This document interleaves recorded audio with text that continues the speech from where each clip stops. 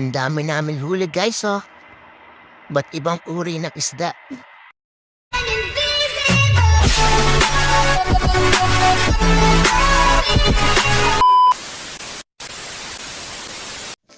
Hey guys, ito na naman ang tropang lagalag.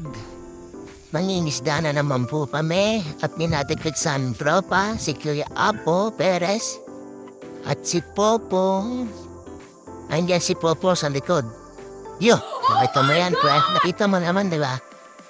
Ito nga pala may dalang batya ang kumpare kong nagsabing marami isda dito. Shoutout sa iyo, paring Hampang. Isang tingin nga dyan. Wow! Wow! Tara guys, lalakad lang kami at medyo mainit na. Kasi maybe na ng umaga. Titignan natin ang sinasabing maraming isda. Ang kumpare kong gala sa loob ng Saldeponso. Ito guys tignan natin yung ilog. Kaya guys kung marami nga siyang isda. Marami nga isda dito pare. Okay, dahan-dahan sa pagbaba, baka may mag-slide. Bobo! Ito na guys, sisimulan na ni Kuya Apot tsaka ni Ate Villamar.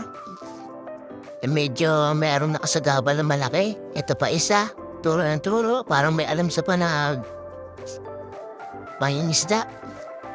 Yun guys, yung dalawa Porsigido makahuli agad. Na si Kuya, ubusong na.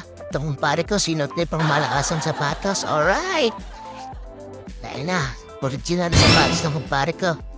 Gahanda na. At ang dalawang magulo. Dahil na.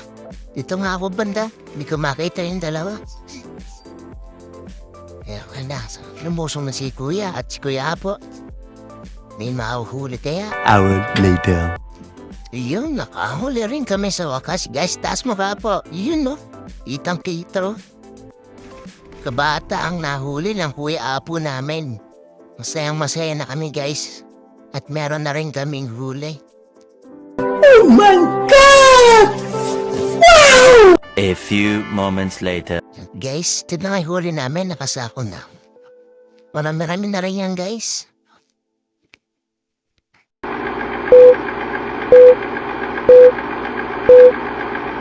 At guys, ito na ang lahat ng huli namin. Pinipili-pili na kasi kakaibang uri na isda. Yan, bulig at hito.